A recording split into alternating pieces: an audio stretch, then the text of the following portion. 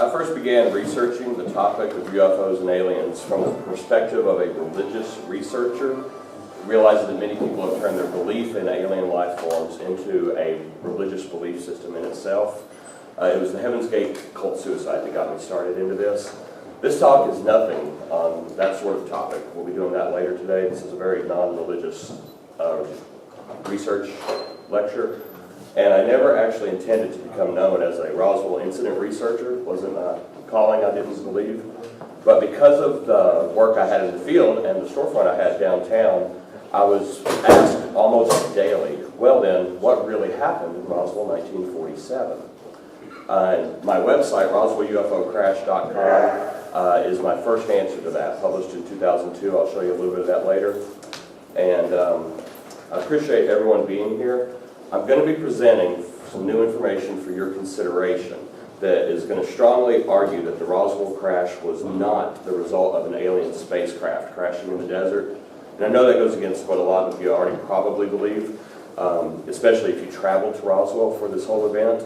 So I'm very appreciative of the fact that you're even here this early in the morning to give this particular presentation a fair hearing anyway. Seriously, again, thank you all just for being here. And what I'm going to share, I'm simply boiling down, it's a theory, of course. There is no smoking gun.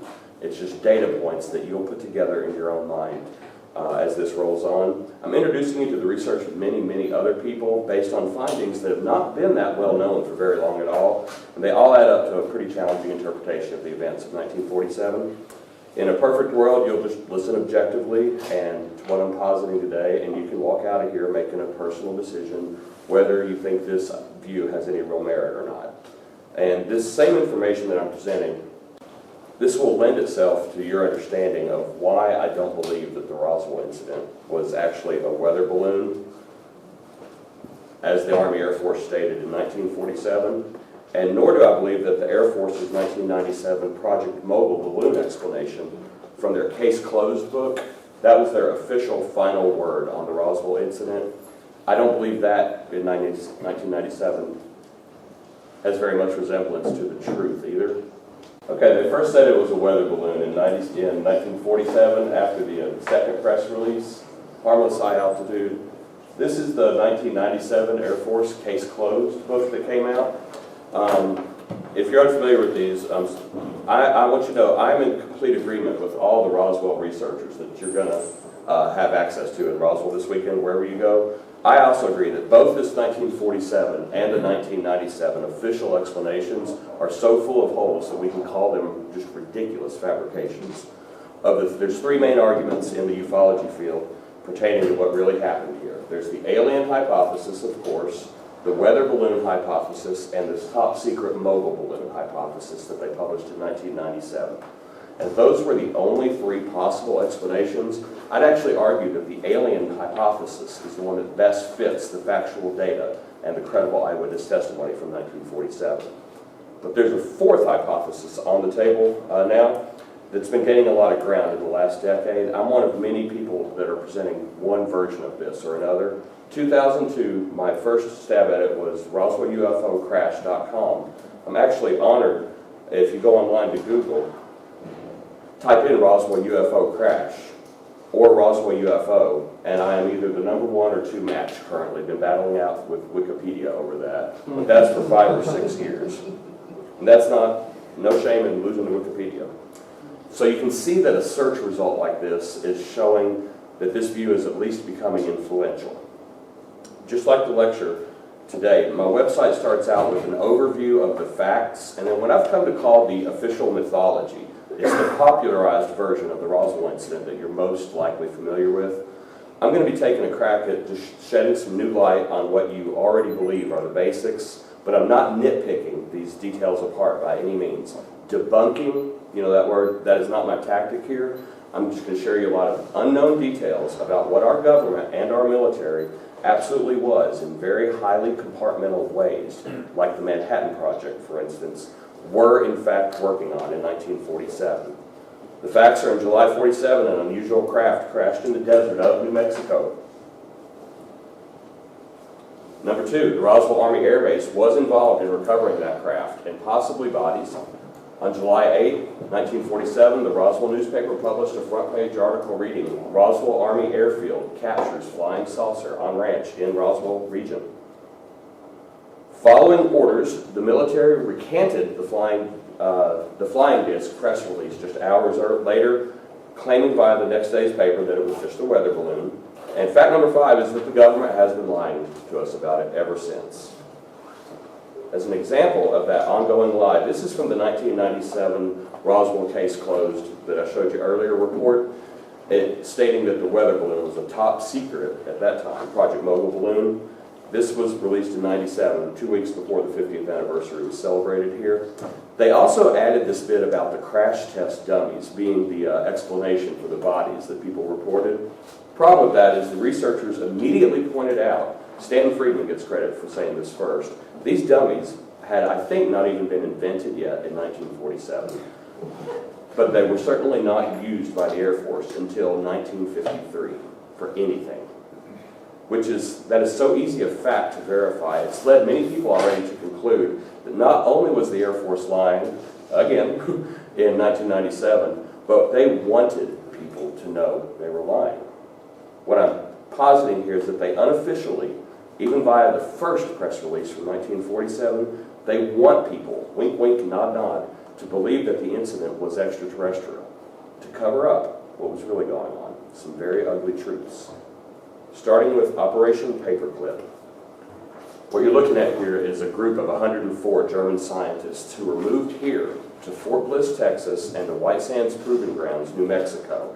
And they were previously working on some very interesting advanced flying craft prototypes for Adolf Hitler in the closing years and months and weeks of World War II. You can Google Operation Paperclip and just start with the Wikipedia entry if you don't already believe me. This photo I got off of NASA.gov. Warner von Braun is among the people here. I copied this picture from NASA, linked to my source, and then they removed the webpage, by the way, in 2002. I've now learned that little handy capture screenshot that comes standard on all of our keyboards. But Warner von Braun, he went on to head NASA's rocket program and take us to the moon. Historians now tell us that had Hitler gotten these working flying machines these gentlemen were working on into mass production, photos of which I will be sharing with you, actual photos, before the Allies successfully invaded Germany, that we would have lost the war.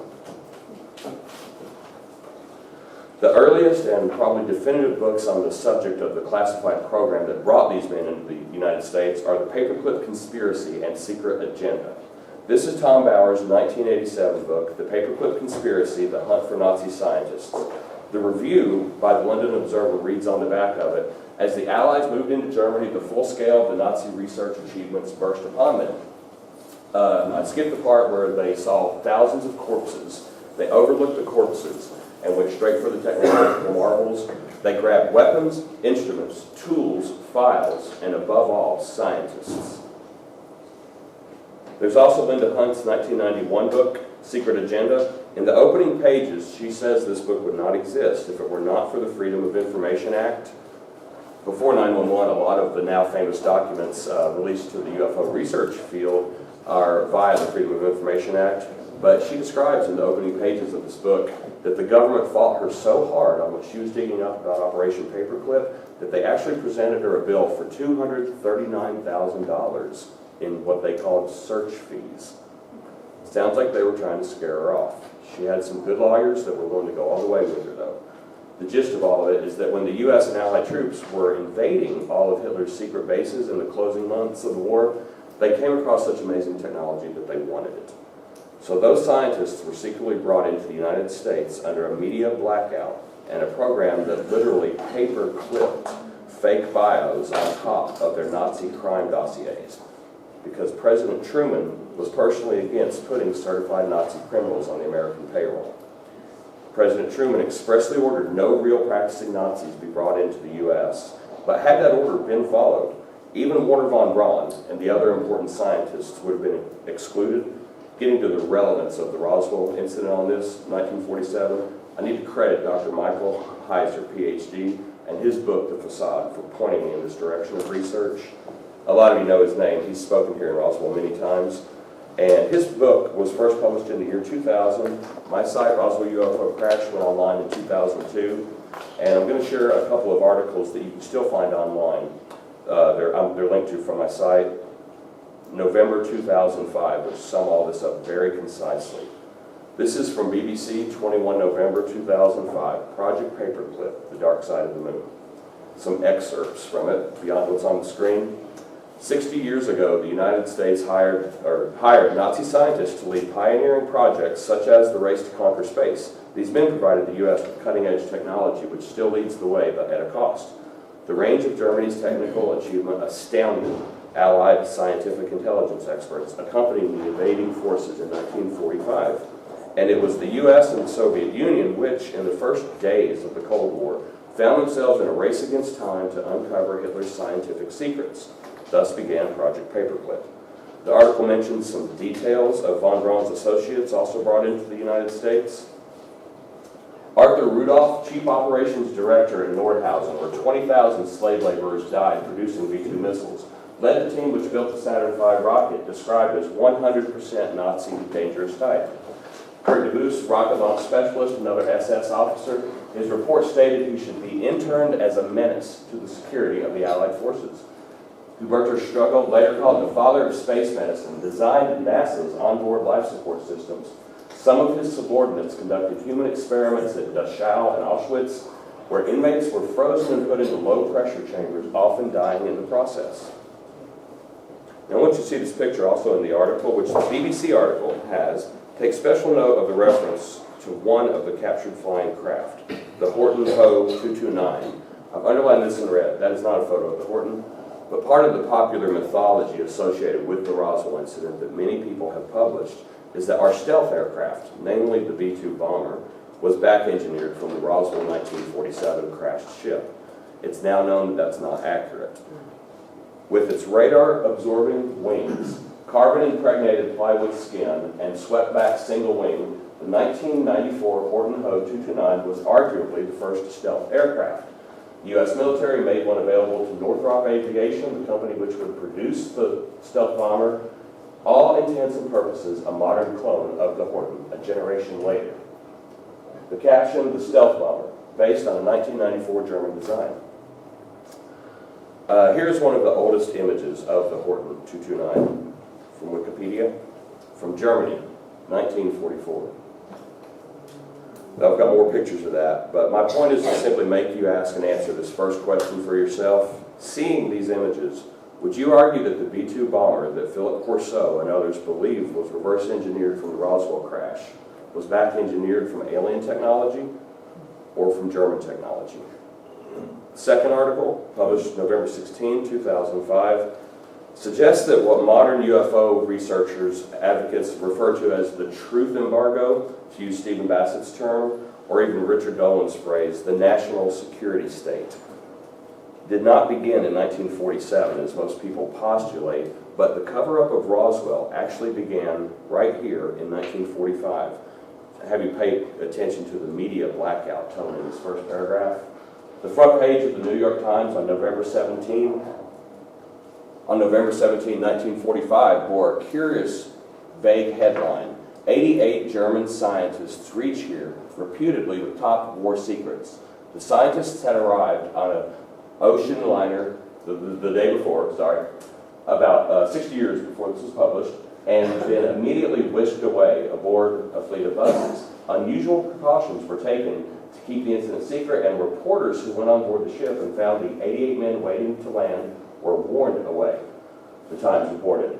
The paper reported that the group's arrival was announced weeks earlier by the War Department to bring German scientists to America. In spite of the secrecy, the Times guessed right. Men who just 7 months earlier had been at war with the United States were being ushered into our shores by the government. The purpose: to jumpstart American high-tech industry. The article continues, these men and women, this is a little laborious, but it's necessary to lay this foundation, and then it'll roll after this. The men and women were in essence spoils of war, taken by the victor to benefit from the vanquished foe's history of scientific achievement. As Allied soldiers battled their way inland from Normandy, teams of technical intelligence gatherers followed in their wake. Their first real opportunity came after the liberation of Paris in August 1944, when competition among the Allies, particularly the United States and the USSR, but also Great Britain, France, Argentina, hold that thought for later, and Yugoslavia heated up. Rivalries grew fierce in the following months as countries hid information from one another and scrambled to snag the best equipment and talent for themselves. By early the next year, 150 scientists were working across the country at locations like Wright Field, Ohio. Anybody know the significance of Wright Field? Yeah, right. If you know your Roswell story, Wright Field is where the wreckage from 1947 was eventually taken. She continues, the Dora concentration camp had supplied slave labor for the Nordhausen missile workers, where prisoners had been fed a single piece of bread a day and literally worked to death by the thousands. Aviation doctors had suffocated gypsies in pressure chambers and force-fed Jews nothing but seawater for weeks to determine what pilots could withstand. The scientists drew little attention from the American press or public until 1957 when the Soviets launched Sputnik. Suddenly, all eyes were on our rocket team. The assertion that their Germans are better than our Germans, variously attributed to Bob Hope, Lyndon Johnson, and myriad presidential advisors. Some people knew about this. Bob Hope, celebrity, reminds me in the 80s we had Ronald Reagan, Johnny Cash, Bob Hope. Now we have Obama, no cash, no hope. But Paperclip left behind another darker legacy. The program's architects, post-1945, were sometimes willing to build on the results of often deadly Nazi research on captive human subjects. Intelligence and government officials faced a delicate moral quandary in 1945, whether it was worth it to give American homes to men who invented weapons to kill American soldiers, men who in some cases subscribed to beliefs that hundreds of thousands of Americans had died to eradicate. Last sentence, in the end, they decided it was, if these men could help the United States defeat the Soviets. So the author, Miss Gibson, here lays out beautifully the rationale for Operation Paperclip. And the fact that these two separate articles came out in November 2005 kind of indicates that whoever controls the press these days is kind of okay with the American people finding out about the Nazis on U.S. soil 60 years later. But I think you might be beginning to understand. Under no circumstances could that information be let out in 1947. What if you had just lost two sons fighting the Nazis? How would you react if in 1947 you find out they're living in the United States and eating well off of your tax dollars? All that I've just read introduces a topic I'll be getting back to later. These paperclip scientists were not only brilliant when it comes to technology, but they were both adept at and willing to perform experiments on human test subjects. Specifically, she said earlier, to determine what pilots could withstand. I'm warning you now, this lecture will take a very dark turn shortly. But back to this Horton. Here's the pictures I promised you. Those are from Germany, under construction late 1944.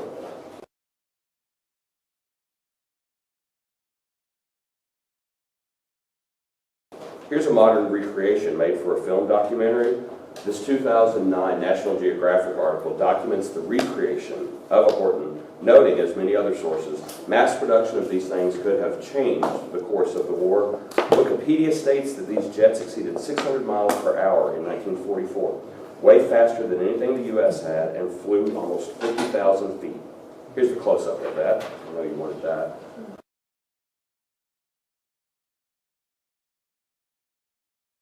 And these last pictures, they're just from a discussion thread, and they don't cite their sources, so I apologize if any of these are, inauthentic, but they're really good pictures.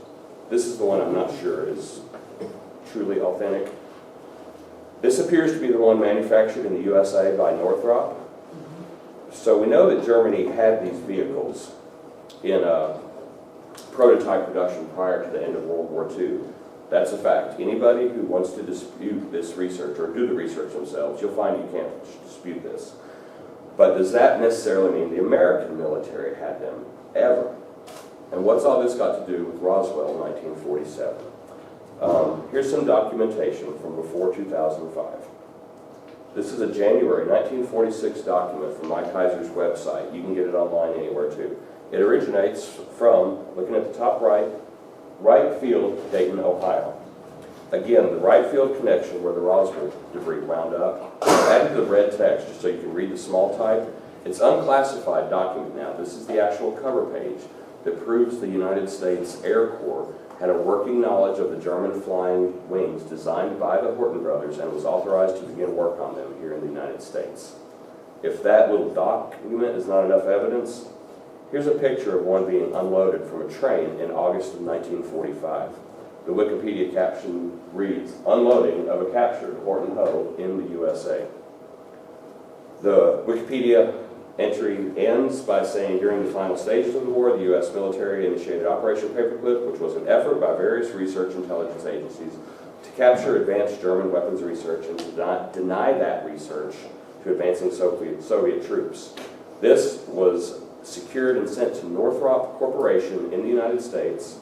Northrop was chosen because of their experience with flying wings, inspired by the Horton brothers' pre-war record-setting glider. Jack Northrop had been building flying wings in the United States since 1939. So why is all that important for today?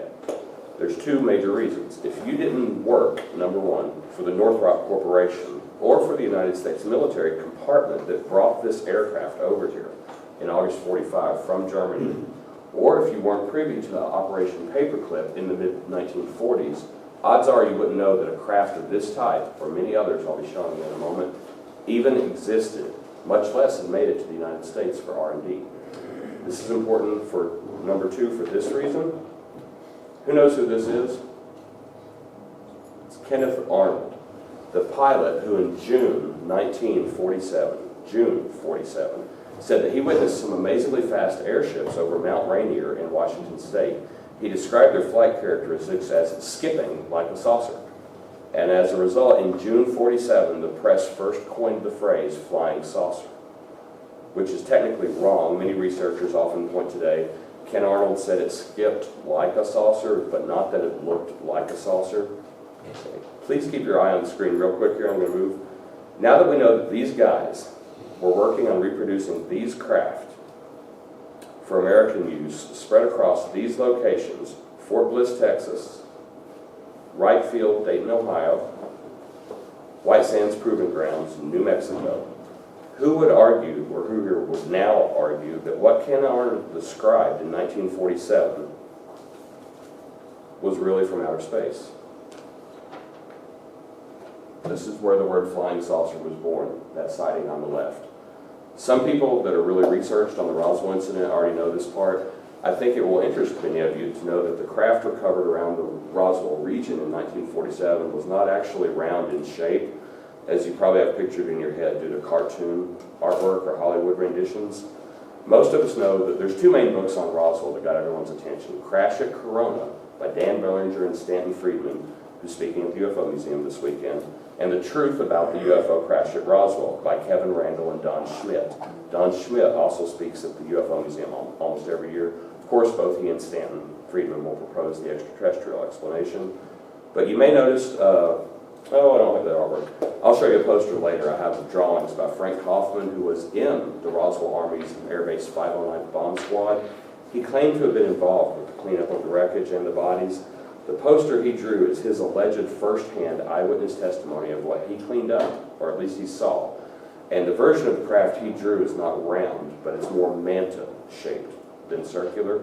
The book, The Truth About the UFO Crash at Roswell, which the Showtime special, Roswell, the UFO cover-up movie, is based largely on, depends on Frank Kaufman's testimony largely. And notes in the caption, Don Schmidt has this drawing based on Kaufman's and 3 others' eyewitness testimony. The craft, the caption under the photo, is the craft that crashed at Roswell was long and narrow. It was not a flying saucer. Nowadays, Kevin Randall and Don Schmidt have both stated that they no longer affirm Kaufman's complete testimony, if any of it, but the book that is based on it is still out there influencing young minds today. You'd have to renew their absolute newest material to find out that they distanced themselves from Kaufman after he died. They believed him at the time largely because Walter Haupt recommended him, found one of the co-founders of the UFO Museum. He said that Kaufman's character was sterling. Talk to this guy, he was there. But there are 2 more of Kaufman's drawings of the craft that he allegedly saw. He published in the book Roswell 1947, I Was There, by Robert Shirky. Shirky is about the only original Roswell witness that nobody has successfully debunked, by the way. Although Walter Howe, he's credible in the fact of his original claim that he carried the Roswell press release that is now famous worldwide, that much is absolutely true. It's just some of his later quotes, and especially the affidavits published after his death, do sometimes contradict each other. His original statements, and many Roswell researchers have detailed the inconsistencies. I'm not going to do that here.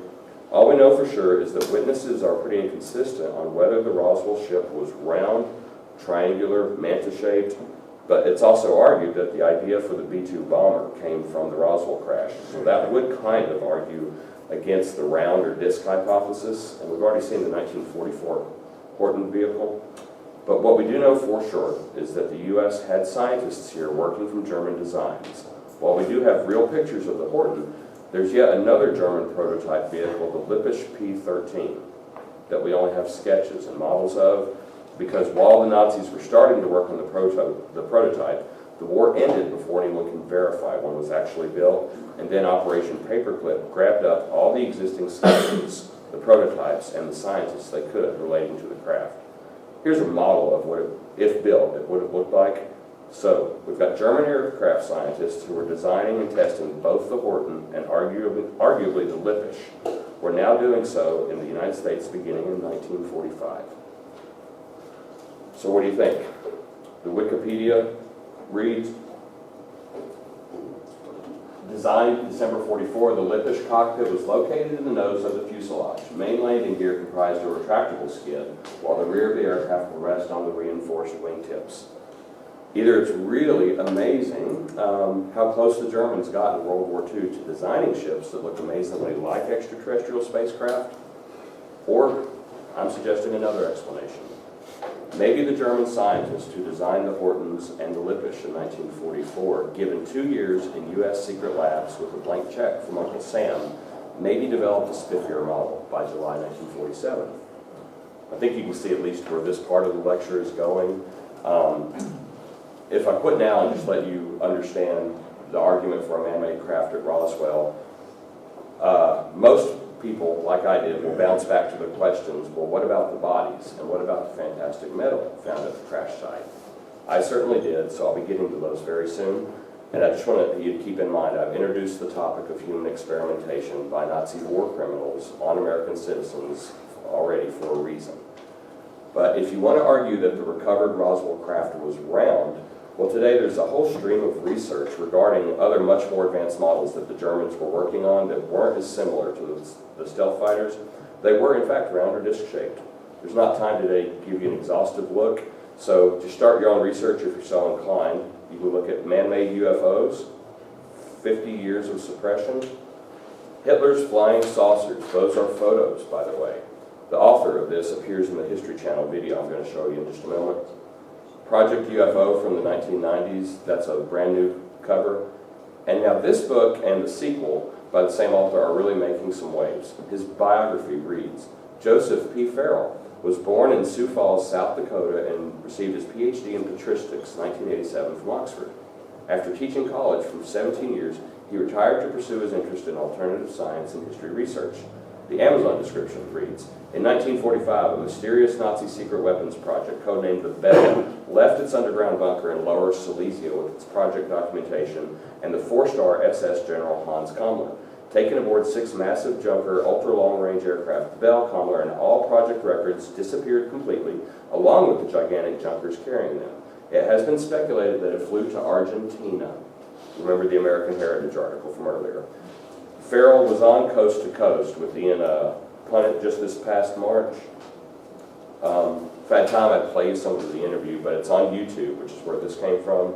Ian Punnett, the host of Coast to Coast, the weekend one, is now a big advocate of Joe Farrell's theories, by the way. Joseph Farrell posits that the Roswell craft actually originated in Argentina, where some of those German scientists wound up. He names 3 of them by name in the interview. But the Amazon description concludes, as a prelude to this disappearing act, the SS murdered most of the scientists and technicians involved with the project, which tells you that the U.S. did not get the ones that worked on the Bell. The Bell was a secret weapon that, according to one German Nobel Prize-winning physicist, was given a classification of decisive for the war, the highest security classification. Offered here is a range of exotic technologies the Nazis researched and challenges to the conventional views of the end of World War II, the Roswell incident, and the beginning of Magic 12, the government's alleged secret team of UFO investigators. Here's Farrell's newest book cover, which I haven't read. I just found it looking on Amazon, arguing that they came from Argentina. And I'm always eager to learn. You know, I'll change my mind based on new information. If he has a better theory than the U.S. scientists, but the point is just merely presenting. I think there are some valid arguments that the craft recovered in 1947 just didn't come from outer space. And I've concentrated mainly on the Horton model because of the photos and the Ken Arnold sightings that made flying saucers a buzzword in the United States media before July 47. You got to remember how much furor and hoopla surrounding the immediate global response to the 1947 Roswell Daily Record article was precisely because everybody already knew at that time these amazingly advanced airships were being seen all across the United States. They were reported on nationally, so the scoop of the century came when the headlines read, Roswell Army Airfield captures flying saucer on ranch in Roswell region. The fact that there was now one on the ground and that perhaps Americans could finally know the truth about and find out what these amazing things were, it was just packed with promise and excitement. However, history tells us that didn't happen. The public was never permitted to find out the truth behind the Roswell crash. And if the line of reasoning I'm proposing has any resemblance to the truth, perhaps now we're beginning to see why. Because the phrase, you can't handle the truth, does come to mind when I'm researching this. If there's any Nazi Operation Paperclip connection to the Roswell incident at all, I don't think 1940s Americana would have really wanted to know that we had hundreds of Nazis living here on secret military bases working for us to make sure we could defend this new title as undisputed world champion superpower. The president and the top military brass sure as heck didn't want to own up to it either, especially given that the president's explicit orders were disobeyed and circumvented by what would become known as the CIA. I'm simply suggesting that the moral outrage of that fact getting out in the 1940s, it would have been at least as bad and divisive an issue to our country as I believe the Vietnam War was in the 60s and 70s. But if what I'm suggesting here even resembles the truth, I'd ask you to think for a minute on whether the government was actually right in covering it up. It's very highly debatable, of course, whether we should have even brought these guys into the country, but after World War II, we had the Cold War starting up, and all the evidence suggests that the Soviet Union and at least half a dozen other countries were taking these scientists and the technology into their borders. Where would we be today if we had not done the same? We'd be standing on the moral high ground for sure, but we'd probably also be a third world country. This is a tough call, no matter how you look at it. So, I previewed some of the craft that were being designed by Nazi Germany. I'm going to show you this History Channel program. The story of the real UFOs begins in Nazi Germany. As victory in the Second World War was slipping from their grasp, German scientists were trying to perfect weapons that might turn the war in Hitler's favor. One of these was Victor Schauberger, an inventor who had produced models for a flying saucer. It had met the promise of a flying machine that could maneuver like a helicopter, but travel at supersonic speed undetected by the enemy. Schauberger's craft utilized a tornado-like vortex, which produced magnetic effects causing levitation. The Germans had, in fact, gone far enough into development and testing that aircraft were in the air. And one company, Messerschmitt, and had flown a complete saucer-shaped aircraft. These pictures of the early prototypes resemble photographs of UFOs that would emerge in the coming decades. But this was not the world of science fiction. These were highly advanced UFOs. This deadly development in warfare technology was to start a whole new era of military aviation history. The use of flying saucer technology to produce even more efficient killing machines was to be the culmination of this research. During the Nazi period, we had a flowering of new thought, of scientific thought, of technological development. These scientists were freed up to do a lot of work. They developed science in every field that is relevant in our lives today. And as a matter of fact, we're still living off that carcass. At their deadly weapons research facilities, scientists were working on a new generation of weapons. And alongside the rockets and missiles, real UFOs were a crucial part of that program. One of the incredible things that happened during the Second World War was the amount of technology that German scientists were turning out that was devoted to a war effort. And that included rocketry, it included the jet engines, but it also included some remarkable work in terms of flying saucer craft. But time was running out for Hitler and his scientists. On all fronts, the Allies were breaking through. The Germans were in retreat. The flying saucer technology, just like all of Hitler's other ultimate weapons, would come too late. Even right to the very end of the war, it seems they really believed that these super weapons, these super delivery systems, were going to be able to at least stall the Allies, and they were going to be able to arrive at some sort of political settlement of the war. Hitler's dream of winning the war with his super weapons never came. You can, it's free viewing on history.com. Just go to history.com, search real Nazi UFOs. I think you can still buy the whole thing. Some pretty amazing imagery and information for just 3 minutes. Let me be the first to say to you, though, don't believe everything you see on the History Channel, even if it comes out of my mouth. I don't want to undermine a premise that I put out myself to you today, but to end this portion, I'm going to share a more balanced thought with you from the Burlington News article on Hitler's UFOs. However, exactly what was being developed is now less a matter of historical record and more of an historical jigsaw, with not only pieces missing, but other pieces conceived in the minds of writers who then peddled fictitious Nazi flying saucer myths to those who chose to believe them. Establishing fact from fiction over 50 years ago is no easy matter, and we are forced to consider information that is largely unverifiable. Yet, when pieced together, a plausible story of Nazi flying disc technology does begin to emerge. So, in closing out the Nazi UFO portion of my website, I'd simply say the true facts are, in 1940 to 45, Nazi scientists were aggressively developing amazing flying machines. In 1945, the U.S. moved them to Fort Bliss, Texas, and to White Sands Proving Grounds, New Mexico, 200 miles away from the Roswell incident. In 1947, an unidentified flying object crashes in the New Mexico desert, and the military enforces the greatest cover-up of any event ever discovered by the American public. So with this new information in your head, perhaps the first time for many of us, my question becomes, where do you think the craft recovered in 1947 most likely came from?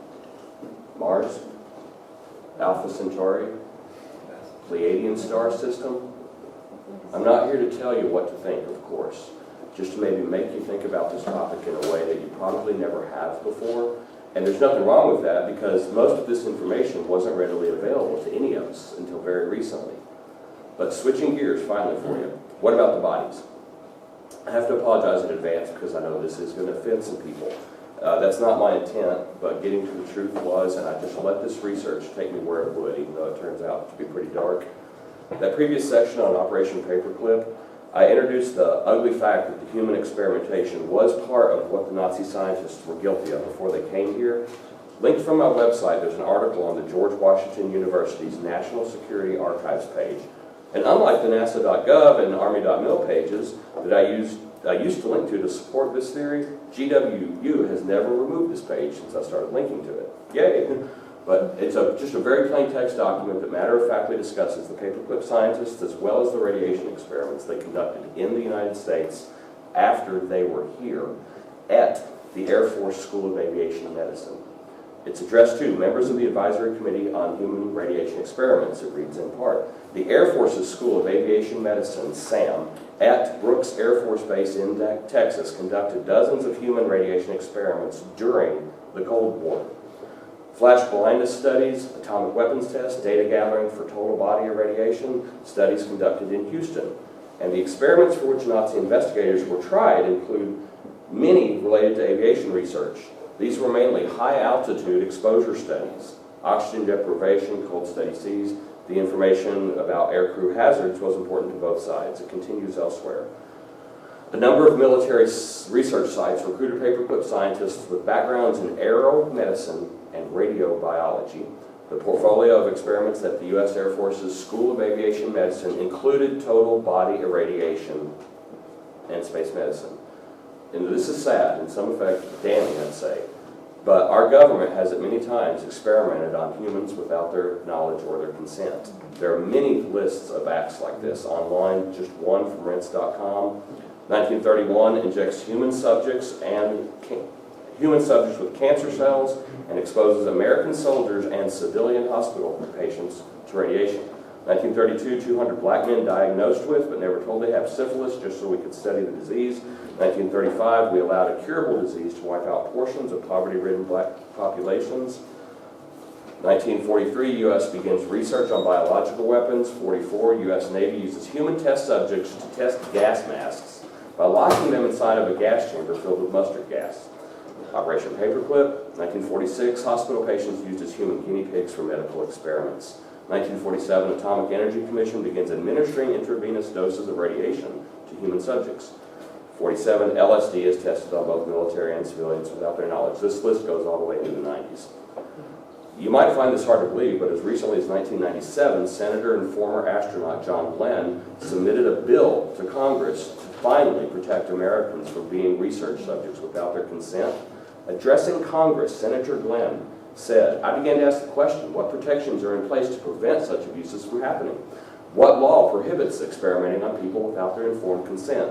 What I found when I looked into it is that there is no law on the books requiring that informed consent be contained. I believe there's a need for such a law. I find it astounding that even after Nuremberg, we still don't have a law on our books requiring that informed consent be obtained prior to conducting research on human subjects." Finally, Mr. President, my legislator, that should be shocking to us all. 1997, John Glenn is recommending legislation that you and I have to be informed and give our consent anytime the government wants to experiment on us. But it's a fact that the U.S. government, and frankly anybody, had carte blanche to experiment on humans without their knowledge or consent because of some very serious loopholes in the legal system that Senator Glenn pointed out and addressed in his speech. That definitely includes the early days of the Cold War and the period between 1945 and July 47. So relating to Roswell, once you're not afraid to go where I don't think many Americans living in 1947 would have even dreamed of, there are definitely a few possible explanations for the reported bodies that have arisen. The most well documented is proposed by well-known UFO researcher Nick Redfern in his 2005 book, Body Snatchers in the Desert, The Horrible Truth at the Heart of the Roswell Story. I didn't know Nick well when I was writing my website in 2002, much less that he was following some leads and sources about working on this book. But on my site, I put forth a total shot-in-the-dark hypothesis about the bodies. That being 2002, I don't remember exactly what inspired me to do this, but I was aware that human experimentation went on, and also that institutionalized people, those who wouldn't be as readily missed, were sometimes targets. I simply went to Google, and based on what the prominent Roswell storytellers claimed, I typed in symptoms: large bald head, big eyes. And I learned for the first time about progeria. And as I wrote on the website, I hope I've never been more wrong in my life. Children with progeria usually have these features: dwarf, bald head, large head with a small face, prominent eyes. Results in rapid aging of children, results in disproportionately small bodies given the size of their heads. The children are thin with baldness. Their head is disproportionately large and bald. But the math did start to add up. Nazis on U.S. soil, known for human experimentation, experimental craft, and a Cold War to win. Progeria was just the original line of thinking I posted in 2002 as a possible terrestrial explanation for the bodies. Nick Redfern and Dr. Heiser have likewise postulated the people in the crash ship could have been other human unfortunates, like POWs or radiation victims. Well documented that that was going on. And when Nick reviewed my website in 2002, he made the comment that I posted on there just because I felt honored to have someone of his stature give me a positive review. I would agree with you that the possibility that the Roswell bodies were human is very real, one that regrettably few researchers are looking into. The only problem I have with the progeria hypothesis is that progeria is extremely rare. Would the Nazis or the U.S. have been able to acquire 5 people with progeria, all of similar appearance and similar height, all in 1947? Well, apparently Nick looked into it a little more, and it turns out that the last chapter of his book that I'm going to be sharing from you with in a moment is titled Progeria. But before I read from this, just to get back to Dr. Heiser's, get him back in the picture, since he got me started on the paperclip, I got him started on the Progeria trail, I believe. This is from his site, which starts by saying that the view taken in the facade is that the Roswell crash of July 47 was in fact a paperclip accident. We have copies of Mike's facade down at the convention center. It goes on, the photo on the left, that's from a later date, that's an actual government photo, but it's not from 47. The facade argues that the object recovered at Roswell was an experimental craft modeled after flying discs designed during World War II by Nazi engineers. Under Operation Paperclip, the designs and know-how were exported to the U.S. via some of the same Nazi technicians who had begun the project in Germany. There was therefore some sort of connection between Majestic 12 and Paperclip. The facade further argues that the bodies recovered at the crash were human unfortunates, Mongoloids, Asians, progeria victims, etc., deemed worthy of the kind of human experimentation required for testing high-altitude craft. That's a Japanese Fugo balloon, or it's based on the Japanese Fugo balloon that Nick writes about in here. I'm going to have to skip reading Mike's excellent summary of Nick's book. I'm going to run through these just for those who want to freeze them on DVD later, and we already recorded this yesterday.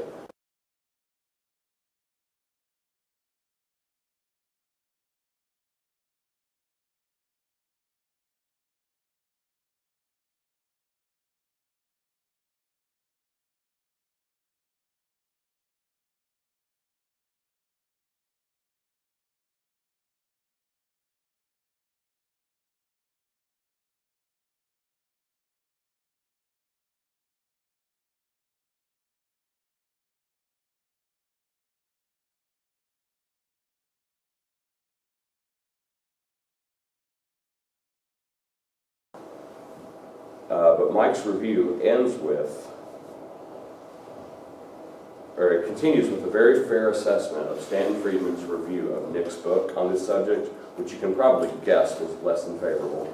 But Mike charitably points out that it's fair that someone who has invested so many years of his life into promoting one view would indeed need a little more documentation than Nick provided to completely overturn Friedman's alien view, of course.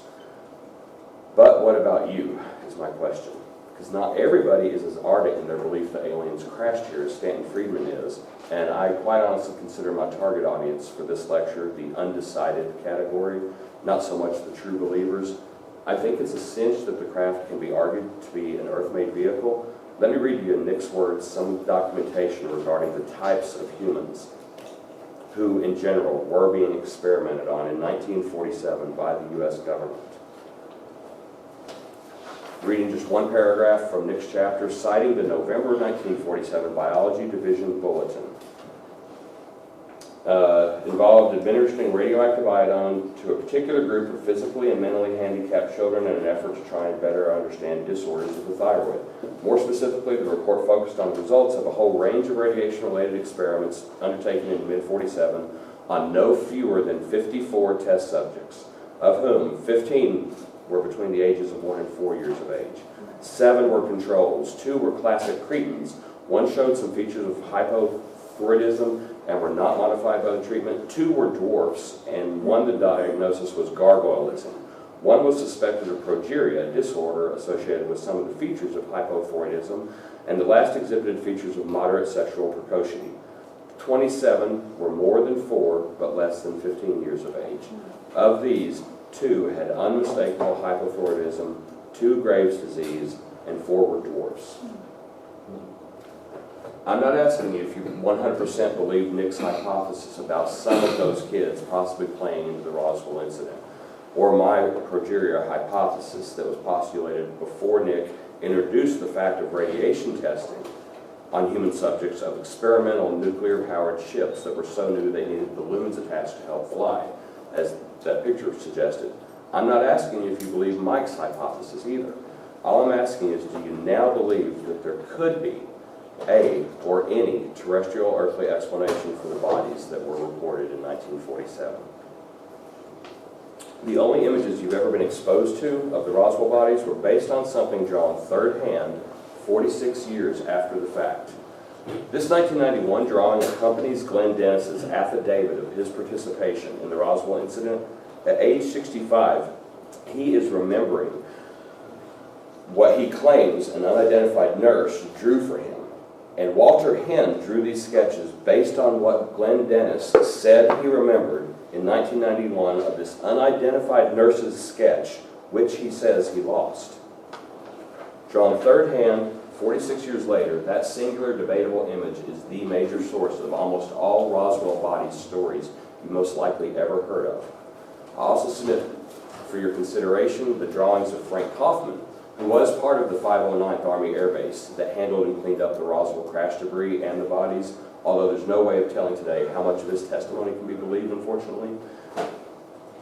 This is what Frank Kaufman drew to describe the bodies he claimed to have personally witnessed. This is not a third-hand drawing, but first-hand. After he died, Frank Kaufman's overall testimony itself has been deemed as unreliable by Kevin Randall because they found a couple lies or a fake document. Along with Don Schmidt, they distanced themselves from his version of events. I just say this to remind you that every drawing of the Roswell bodies and the ship that you've ever likely been exposed to is based on testimony that the researchers who originally published the drawings and the book itself themselves now dispute as inauthentic. America and the whole world, I'm going to argue, is under a mistaken notion that I think can fairly and accurately describe as a modern mythology. These images don't look particularly alien, I'll submit, but I also submit that no drawings of the alleged bodies are considered reliable by the majority of any published Roswell researchers. All we know is that they are pretty universally said to have large heads, big eyes, and child-sized bodies. Something like this, I'm afraid. I'm not cueing this video, don't worry. But knowing that the high altitude and the radiation tests were among the exact human experimentation tests being run through the 40s, and that disfigured and so-called undesirables were among the favorite victims of such, what you know today about what different world governments have done in the name of science and research, my question to you, using Nazi scientists to carry out the dirty work, would you put it past them? Would you put it past them to put someone like this into an experimental craft just to see what the effects on the human body would be of perhaps never before achieved altitudes and speeds? Would you put it past our government, now or then, to use somebody like this to find out how much radiation a human body could safely absorb, assuming they're flying a craft with a brand new, untested, nuclear-powered engine or something? The nuclear subs went online in the 60s with admirals, captains, seamen, all that. You think they were the first ones exposed? They're underwater for years at a time, these subs. You think they put those guys first? Why are you going to risk losing Chuck Yeager when people like this are available and allegedly expendable? And I do apologize. I'm sorry. I know this is supposed to be a festival, and this kind of reasoning is not very festive. But if what I'm sharing here is anything close to the truth, it does kind of raise the celebration. What exactly are we celebrating in the first place? Is aliens the only possible explanation for any of the dead or dying bodies that might have been found at the 1947 crash site? I'm sorry, I'm sick to my stomach to have to report that the answer is patently no. There was a Cold War going on, and apparently both sides felt that it had to be won at any time. I'm not asking you to buy any one particular line of reasoning. Just answer for yourself. Now that you know what people in 1947, even in 1997, after the main books came out, now that you know what they didn't know then, I've already argued that the ship doesn't require a leap to alien spacecraft to explain anymore. I'm just asking you to consider, do the reports of the odd bodies require an alien explanation either? I'm almost done. I'm going to plow through the exotic metal material. The memory metal that many know was described as being very tough, but if crumpled or bent, it would go back to its original shape. There is absolutely nothing like that existed at the time, right? Right? There's much talk about all the marvels that were allegedly back-engineered from the Roswell crash, like the stealth bombers, for instance. Philip Corso's book. We now know that was not the case. To be clear, I am not saying that Colonel Corso was lying. I believe that he believed that he was telling in his book was true to the best of his knowledge. Whoever told him that our stealth technology was back-engineered from alien craft, or whoever told the person above him, or whoever created this famous filing cabinet that Corso was put in charge of, possibly was lying. But why would someone in the government do that to our military, or to those under themselves, we're going to ask? Colonel Corso actually suggests himself an answer for that question. Paragraph 3 of the introduction of his book tell us that before his involvement with the Roswell files, he knew a terrible secret that, quote, some of our government's most revered institutions had been penetrated by the KGB. Colonel Corso himself testified to this in 1962 and made a personal effort to get that information to President Kennedy. In fact, Tom Bauer, Linda Hunt both point out in their Operation Paperclip books that Lieutenant Colonel William Henry Whalen, who was running Operation Paperclip at the time, was convicted in 1962 of, quote, selling American defense secrets to the Soviet Union. Whalen is the highest-ranking American military officer to ever be convicted of espionage, in fact. The guy that ran Paperclip in 1962. And here's how intelligence and counterintelligence sometimes work when they suspect they have moles, and the CIA or the top military officials, they're trying to find out who to go after. You give one person some top secret intelligence data or experimental technology, and you tell them it's of Russian origin, smuggled out by our spies. You give someone else that same information and tell them it's created from Tesla technology. You tell someone else it's created from an extraterrestrial craft, for instance. Tell someone else Westinghouse invented it and the government seized it under the military application law. None of these stories are perhaps true, but you create the documentation and you give it to 4 different people. Then you wait to see which fabrication makes its way to the Soviets, and you know who your mole is. There's also a memory metal out there today called nitinol that's also argued to have been developed after the immediate aftermath of the Roswell crash. As this website argues, let's take a quick look at what nitinol does today when bent out of shape.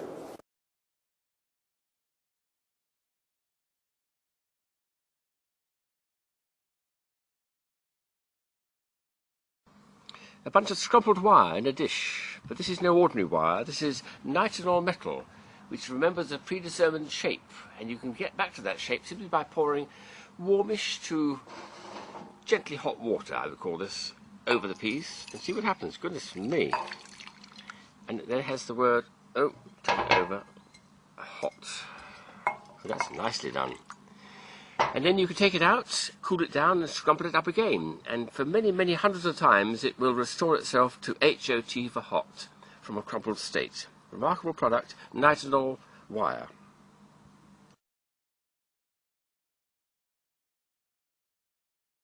This metal requires a temperature change to get back to its original shape. Just found it on YouTube for demonstration, but that's not the way the Roswell witnesses describe things happening. So this can't really be what they found, obviously. But starting again with good old Wikipedia, nitinol alloys exhibit shape memory and superelasticity. Shape memory refers to recovering the metal's original undeformed shape upon heating. Superelasticity, however, occurs at narrow temperature ranges, and get this, no heating is necessary to cause the undeformed shape to recover. So we ask, naturally, exactly how long has this stuff been around? Well, nitinol, by that name, was more or less discovered during research in 1962, not developed that we know of until a decade later. But the history of memory metals in general dates back, calling your attention to the red highlighted text, it turns out to 1932, according to this same Wikipedia article on nitinol.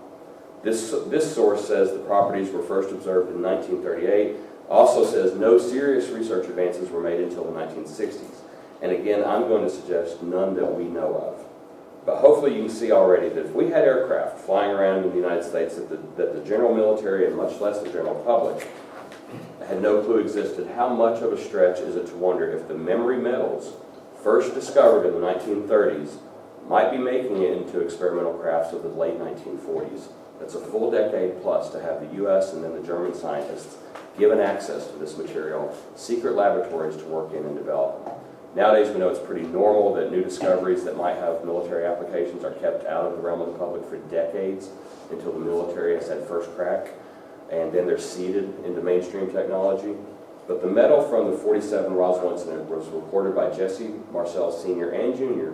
to be unlike anything known at the time, which usually leads to the explanation, well then it must be from outer space.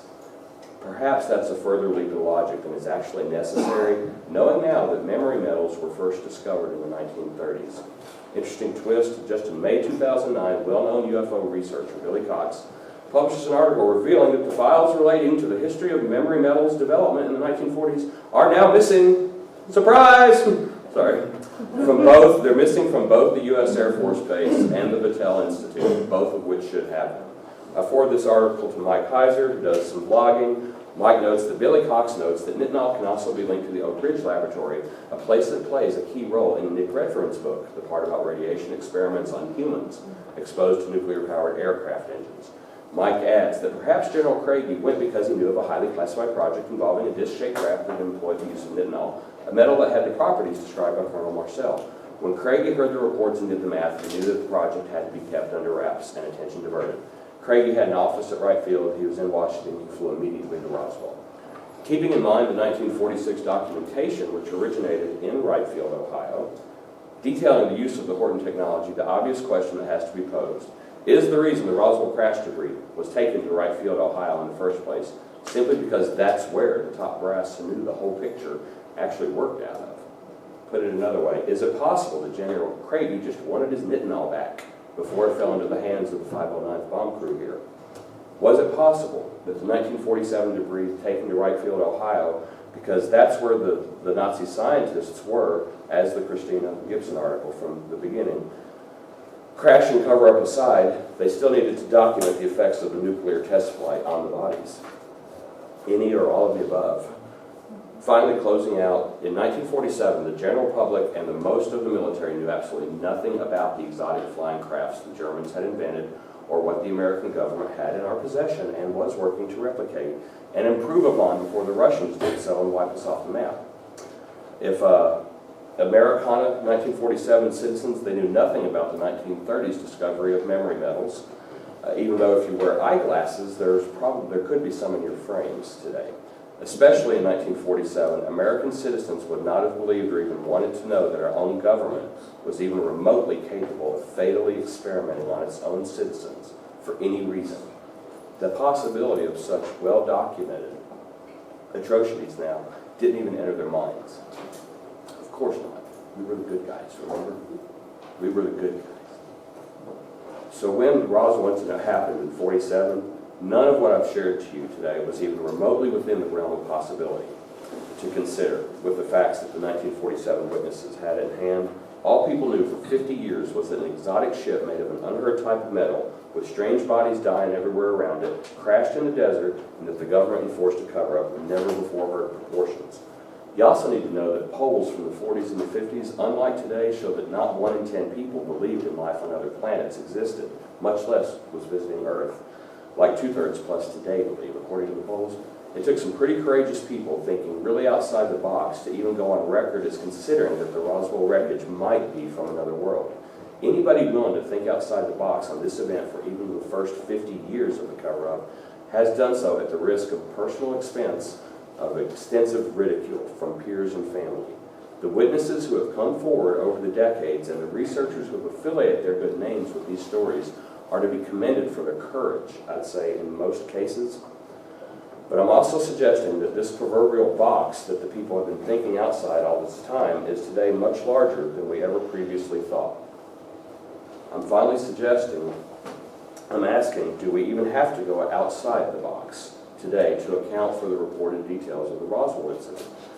If everything we've discussed today was public knowledge in 1947 and news got out that our government recovered a flash-crying saucer in the New Mexico desert and then covered it up, what do you think most people really would have thought in 1947 if all this were public knowledge?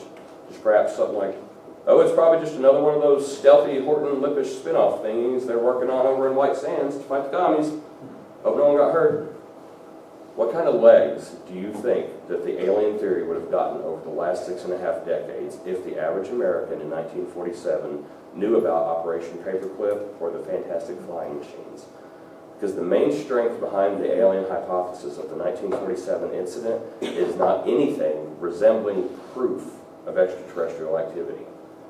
It has always instead been the belief that there's just simply no other explanation for the reported and undisputable facts and extremely credible witness testimony. So I am gently and humbly, I hope, confronting that belief system today and asking you to rethink the entire event yourself, based on the preponderance of evidence made available to us all only very recently. I am today presenting to you that there are in fact many other possible explanations of all the reported details of the Roswell incident, And I'm suggesting that it's time for us all to rethink what we think we know about the Roswell event. Thank you very much for your time.